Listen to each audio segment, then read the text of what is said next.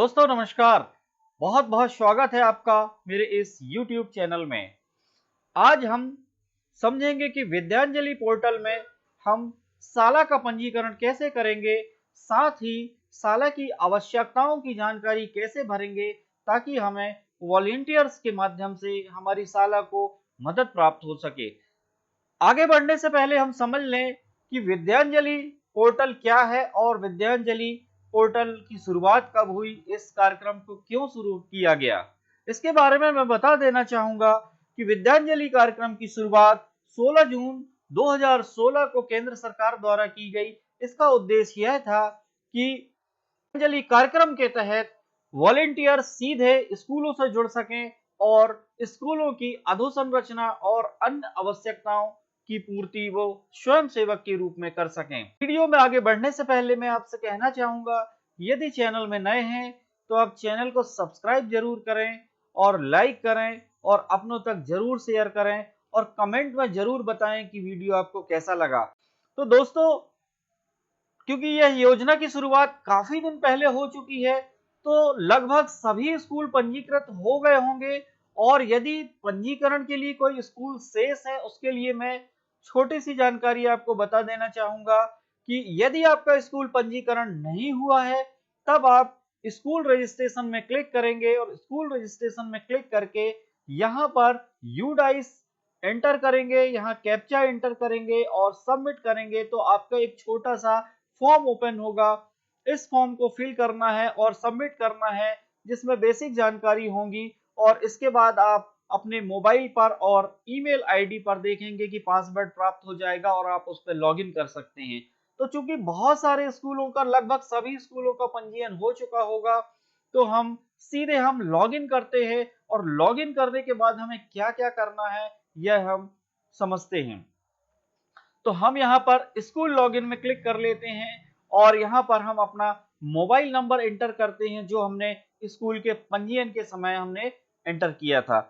हम अपना mobile number यहाँ एंटर करते हैं और एक ऑप्शन को सिलेक्ट कर लेते हैं, यूज ओटीपी एज पासवर्ड। हम यहाँ पर क्लिक करते हैं और हम गेट ओटीपी पर क्लिक करेंगे। जैसे ही हम गेट ओटीपी पर क्लिक करते हैं, हमारे मोबाइल में एक ओटीपी आ जाएगी और जब मोबाइल में ओटीपी आ जाएगी हम उसे यहाँ पर फिल करेंगे। हमने इसे यहाँ फिल किया, साथ ही नीचे हम कैप्चा कोड एंटर कर देंगे। कैप्चा कोड सावधानी पूर्वक हम एंटर करेंगे और एंटर करने के बाद साइन इन पर हम क्लिक कर देंगे। मैं फिर से कैप्चा कोड एंटर करता हूं।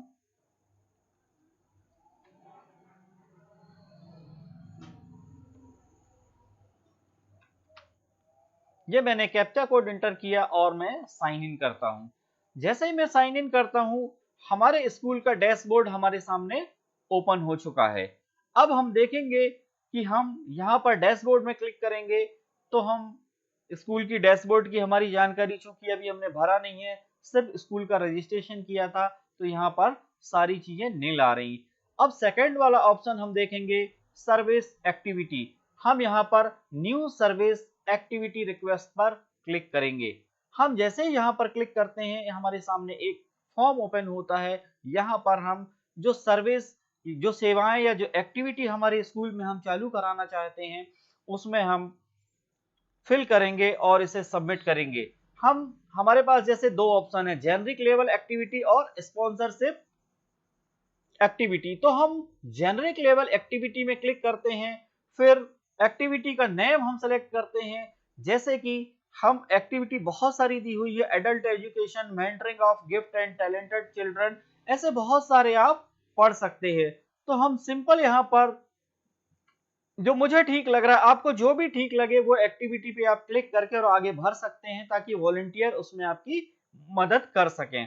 मैं टीचिंग लैंग्वेज पे क्लिक करता हूं और यहाँ पर क्लास ग्रेड यहाँ पर सिलेक्ट करता हूं। तो क्लास ग्रेड यहाँ पर मैं प्राइमरी सेलेक्ट कर देता हूं। फिर हमें सर्विस किस प्रकार की चाहिए, सर्विस एक्टिविटी फ्रीक्वेंसी रेगुलर चाहिए या वन टाइम चाहिए। यदि आपको यह सर्विस लैंग्वेज टीचिंग आपको रेगुलर चाहिए तो आप रेगुलर पे क्लिक कर दें। अगर एक बार यह सर्विस आपको चाहिए किसी वॉलंटियर के माध्यम से, तो आप वन टाइम पर क्लिक कर सकते हैं। मैं रेगुलर पे क्लिक करता हूं। इसके बाद हम रिक्वायर्ड स्पेशलाइजेशन, हम यहाँ पर रिक्वायर्ड स्पेशलाइजेशन में क्लिक करेंगे। हम देखेंगे कि हमें जो वॉलंटियर चाहिए वो हायर सेकेंडरी पास चाहिए, ग्रेजुएट चाहिए, पोस्ट ग्रेजुएट चाहिए। तो प्राइमरी के मामले में हम हायर सेकेंडरी भी क्लिक कर सकते हैं, और मिडिल और हाई स्कूल के मामले में ग्रेजुएट, पोस्ट ग्रेजुएट जो भी आप चाहें वो सिलेक्ट कर सकते हैं। उससे संबंधित वॉलंटियर आपके स्कूल में संपर्क करेंगे और अपनी सेवाएं देंगे। मैं हायर सेकेंडरी सेलेक्ट कर लेता हूं। आपको ये जेंडर सेलेक्ट करना है, आपको ये देखना है कि आपको मेल वॉलंटियर चाहिए या फीमेल वॉलंटियर चाहिए या जो भी हो। तो मैं मेल पे कर लेता हूं क्लिक। अब ये सर्विस हमें कब से स्टार्ट करना है, तो मैं आज की डेट सेलेक्ट कर लेता हूं कि मुझे आज से स्टार्ट करना है। ड्यूरेशन कितने दिनों के लिए चाहिए, मुझे 10 दिनों के लिए चाहिए, तो मैंने 10 दिन सेलेक्ट कर लिया। Last date of receiving application, यानी जो भी वॉलंटियर इस टीचिंग लैंग्वेज के लिए हमारे स्कूल में एप्लीकेशन देना चाहें, उसकी हम लास्ट डेट क्या रखेंगे। तो लास्ट डेट हम रख लेते हैं, आज ही की रख लेते हैं हम। ये आप अपने मन से सेलेक्ट कर सकते हैं, आपको जो भी कराना है। या आप जैसे स्टार्ट डेट में आप ये 30 अक्टूबर आप सेलेक्ट कर लेते हैं, और last date of receiving application आप यहां पर ये 20 अक्टूबर कर लेते हैं। 20 अक्टूबर तक आप एप्लीकेशन लेंगे और 30 अक्टूबर से आप ये एक्टिविटी आप चालू कराना चाहते हैं। डिटेल ऑफ सर्विस एक्टिविटी, यानी हम क्या डिटेल है इसकी, हम क्या कराना चाह रहे हैं, तो हम एक्टिविटी का यहां लिख देंगे टीचिंग लैंग्वेज। ये टीचिंग लैंग्वेज ये हमने लिख दिया यहां पर। And time of receiving application, यानी एप्लीकेशन रिसीव करने का टाइम हम यहाँ पे देख लेंगे कि हमें, यानी लास्ट डेट हमने लिखा है 20 अक्टूबर, तो लास्ट एंड टाइम हमें क्या लिखना है, किस टाइम तक, मतलब 5 बजे तक हम ले लेंगे, 5 PM तक ले लेंगे और यहाँ पर ओके कर देते हैं। यानी ये हम सर्विस या कोई एक्टिविटी स्टार्ट करना चाह रहे हैं और हमें कोई वॉलंटियर की जरूरत है, तो हम ये फॉर्म भर रहे हैं। हम जैसे ही ये फॉर्म भरेंगे तो ये सारे वॉलंटियर्स को ये दिखेगा, और जो भी वॉलंटियर्स हमारे स्कूल में आना चाहें वो अपनी सर्विस देने के लिए आ सकते हैं। हम इसको यहाँ पर सबमिट कर देते हैं। जैसे ही हमने सबमिट कर दिया, ये हमारा फॉर्म फिल हो गया है और ये हमारी एक्टिविटी की डिटेल हमारे पास आने लगी है। अभी वॉलंटियर इनवाइटेड 0 है, वॉलंटियर कंफर्म 0 है। चूंकि अभी हमने किसी को इनवाइट नहीं किया है, कोई किसी को कंफर्म नहीं किया है, ये आगे हम करेंगे। हम यहाँ पर देखते हैं, एडिट हमें नहीं करना, हमारा फाइनल हो चुका है, और व्यू करके हम देख सकते हैं कि यहाँ पर हमने क्या फिल किया है और किस चीज की हमें रिक्वायरमेंट है।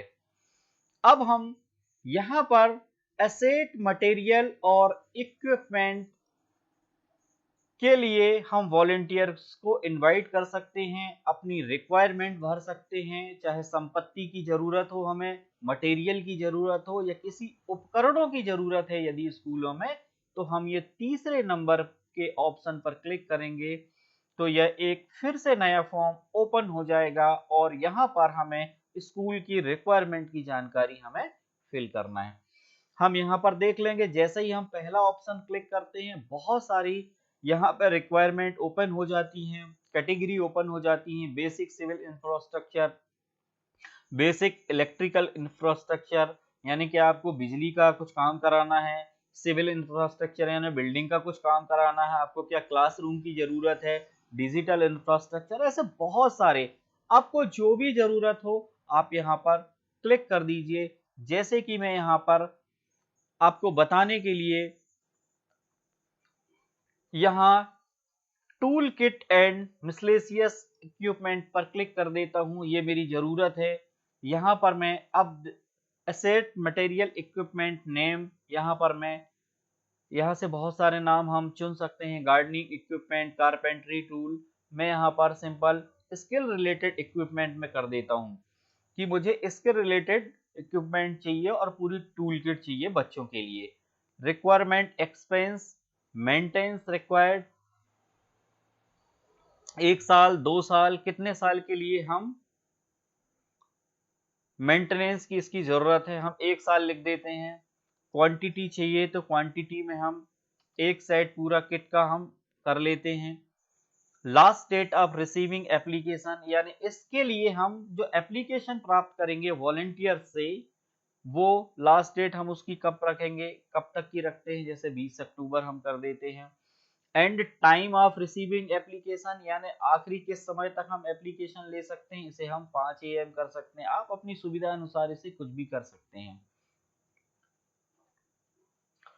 Expected date before which assets material equipment required, मतलब एक संभावित डेट आपको कि आपको कब तक यह मटेरियल चाहिए।